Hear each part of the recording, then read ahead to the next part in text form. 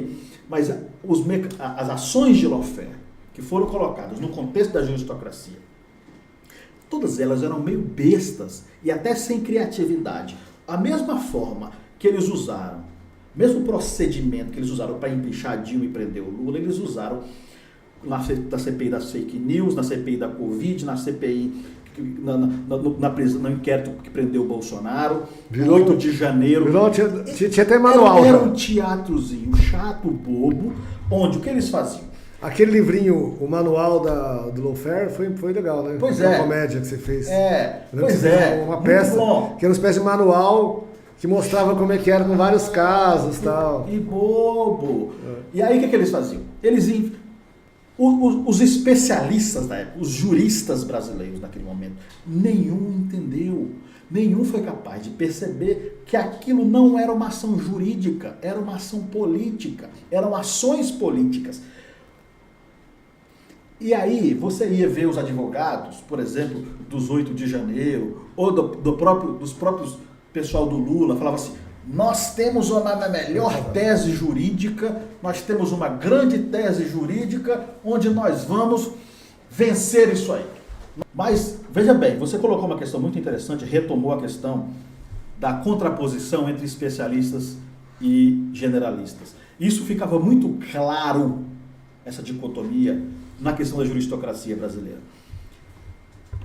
O modelo, ou os modelos de lawfare que foram impostos no Brasil, desde o impeachment da Dilma, a prisão do Lula, ou seja, desde quando o lawfare foi usado, a juristocracia foi usada para prejudicar a esquerda, tirar a esquerda e mudar o regime, até quando ela foi, então, usada contra a direita, seja nas CPIs da fake news, no 8 de janeiro, da Covid, na prisão de Bolsonaro, todos esses modelos de lawfare, os especialistas jurídicos do direito, os advogados, eles diziam, como não estavam entendendo o que estava acontecendo, por serem especialistas, estarem inseridos dentro, sem conseguir olhar a coisa de cima, eles diziam: vamos resolver isso pela melhor tese jurídica.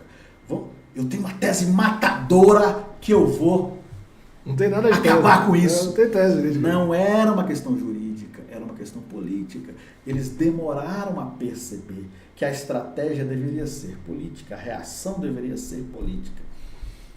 E, cara, isso foi tão ridículo, porque os modelos de investigação, os modelos de ação, essa coisa de colocar, inserir nulidades no processo. O próprio ministro do STF enchia o processo de nulidade, porque na hora conveniente, no momento conveniente, eles também iam anular. Eles usavam as nulidades que eles mesmos inseriam no processo. Foi assim para prender e para soltar Lula, foi assim para prender e para soltar Bolsonaro, foi assim para prender e para soltar o pessoal do 8 de janeiro. Essas nulidades faziam parte da ação. Então, no momento certo, Alexandre de Moraes enfiava nulidade no processo e aí aparecia depois um Fux para dizer: vamos ter que anular, então solta Bolsonaro. Isso era um grande de um teatro juristocrático, operado na medida, a partir de lawfare, que só um generalista seria capaz de perceber. Não, e eu lembro que o generalista aliado com o roteirista, porque a gente mostrou como comédia, né? Foi aquela comédia maravilhosa, aquele reality show meio comédia, onde mostrava esse dia a dia ali, esse cotidiano, né? As amizades, esse rolê mesmo. Que é muito legal, que você revela o dia a dia. Aquilo abre. Só que é claro que tem momentos que eu ia te falar, de luto mesmo. Porque assim, quando abre, em geral, isso qualquer processo de... o que acontece na revelação? Você vê que aquela civilização, aquele mundo que você imaginava não funciona e acabou. O pessoal da esquerda, por exemplo, sofria com isso. Não funciona esse papinho dessa república que você está imaginando, isso não funciona.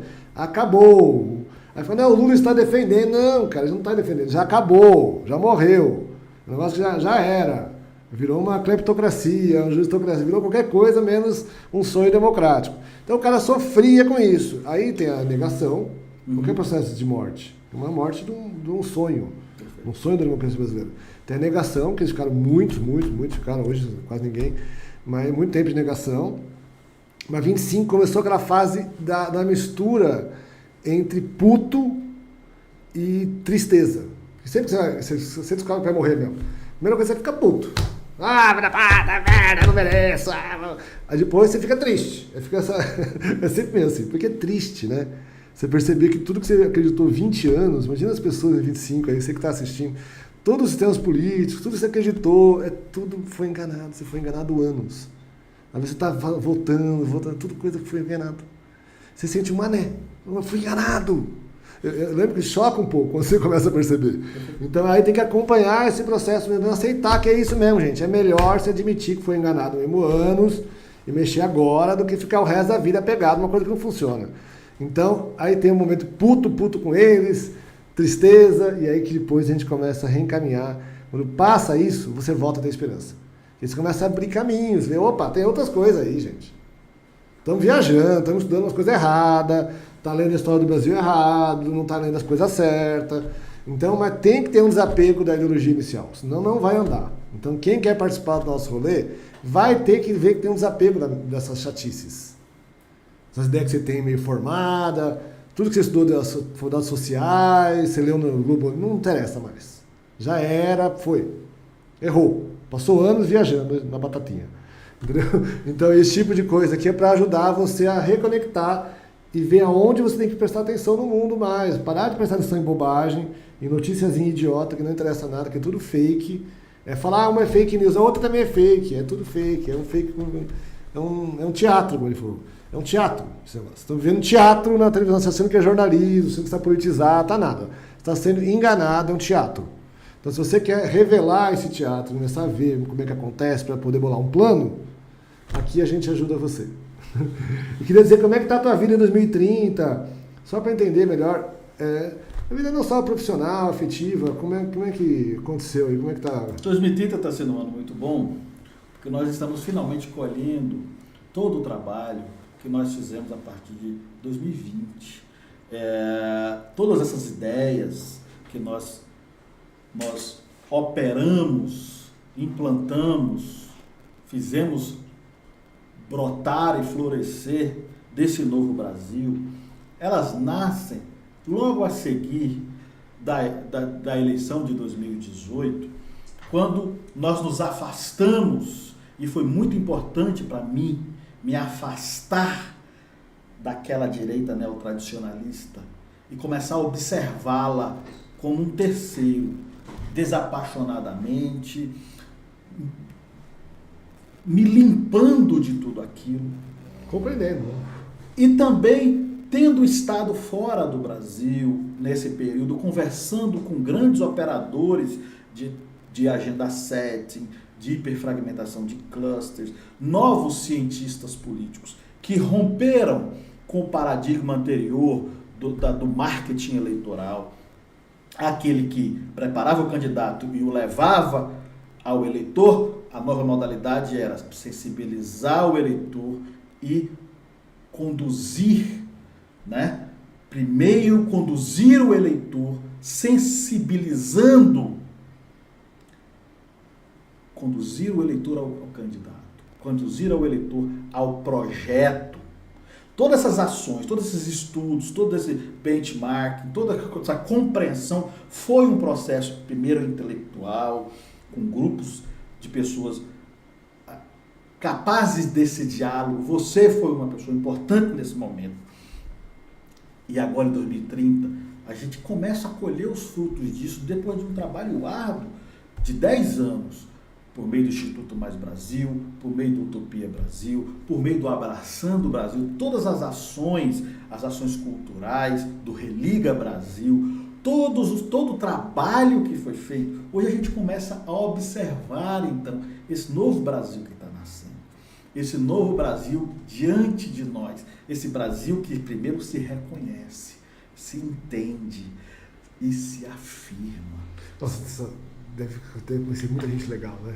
Cara, as pessoas que você deve andar. Foi um tempo difícil. Está misturado com intelectuais, artistas. Como é que é? Tudo misturado. Todo mundo na isso mesa. Eu acho isso que o mais legal todo da vida é quando você está com gente legal, né? Todos os loucos estavam à mesa.